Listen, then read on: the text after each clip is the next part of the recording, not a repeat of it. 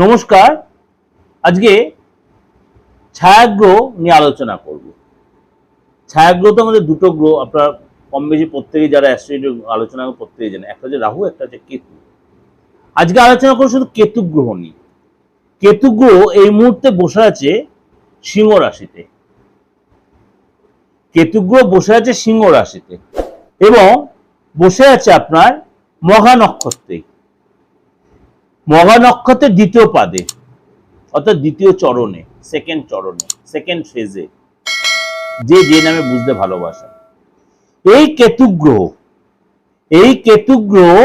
31 মে রাত 2:28 অর্থাৎ ভোর রাত 2:28 কেতু গ্রহ মঘা নক্ষত্রের তৃতীয় চরণে অর্থাৎ থার্ড ফেজে প্রবেশ করবে। সুতরাং এই কেতু গ্রহ প্রবেশ করবে আপনার মঘা নক্ষত্রের তৃতীয় চরণে। আপনার রাশির ক্ষেত্রে কি ইফেক্ট হবে? মানে কেতুকে আমরা ছায়াগ্রহ শুধু বলি, মায়াবী গ্রহ বলি। 12 রাশির ক্ষেত্রেই তার প্রভাব বিস্তার করবে। আমি বলি যখনই কোনো গ্রহ যখনই রাশির ট্রানজিট হোক, নক্ষত্র ট্রানজিট হোক বা চরণ ট্রানজিট হোক, যাই হোক, 12 রাশির ক্ষেত্রেই তার 12 রাশির বাইরে কোনো বিশ্ব সংসারে কিচ্ছু নেই।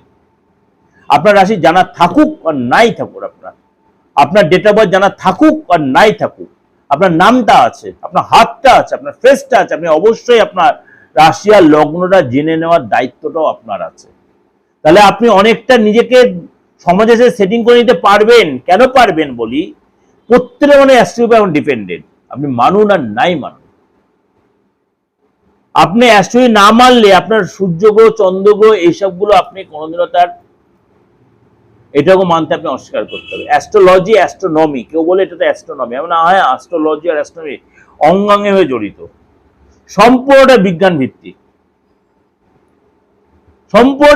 ভিত্তিক, যে এই যে কেতু গ্রহ এই সময় কিন্তু আপনার রাশির উপর কি প্রভাব বিস্তার, অর্থাৎ কেতু গ্রহ মঘা নক্ষত্রের তৃতীয় চরণে যে প্রবেশ করে আপনার কি প্রভাব বিস্তার করে। চলুন তো একটু আলোচনা করি। কুম্ভ রাশির ক্ষেত্রে এই গোচর আপনার কিন্তু ভালো মন্দ মিশিয়ে হবে। আপনার মধ্যে ইনটিউশন পাওয়ার যথেষ্ট বাড়বে। আপনি যদি আধ্যাত্মিক জগতের, আপনি কোনো তন্ত্রমন্ত্রের লোক হন, আপনার মধ্যে যথেষ্ট পাওয়ার হবে। আপনি ব্যবসা ডেভেলপ করতে পারবেন, যাকে যা বলবেন সেটাই মিলে যাবে। এছাড়া কাউকে ভালো কোনো বুদ্ধি নেই, সেটা আপনার কাজে লাগবে, মানে তার কোনো উপরে লাগবে। দীর্ঘদিন ধরে আর্থিক যে একটা ডিস্টার্ব আপনার ডেভেলপ হবে।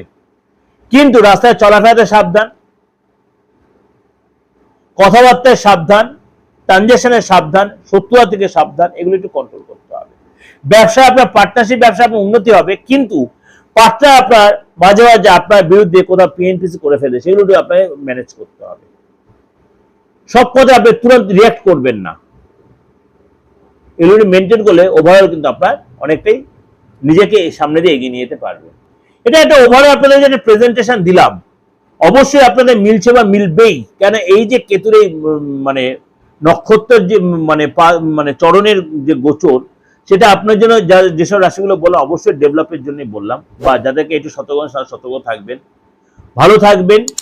উপরওয়ালার কৃপা নিয়ে অবশ্যই আপনি যে ধর্মের, যে সংস্কৃতির লোক, প্রত্যেকের জন্য বলছি আপনাদের ভালো হোক, এটাই চাই। যদি কখনো প্রয়োজন মনে করেন, কোনো আপনার কোনো কেউ ভুল পদে পরিচয় না করে, আপনার কোনো ক্ষতি হচ্ছে, অবশ্যই দ্বিধাগ্রস্ত না করে কাউকে কনসাল্ট, যদি প্রাথমিক আছে অবশ্যই আসতে হবে। অপরিবর্তিত নাম্বার 891073325943960106। নমস্কার, ভালো থাকুন।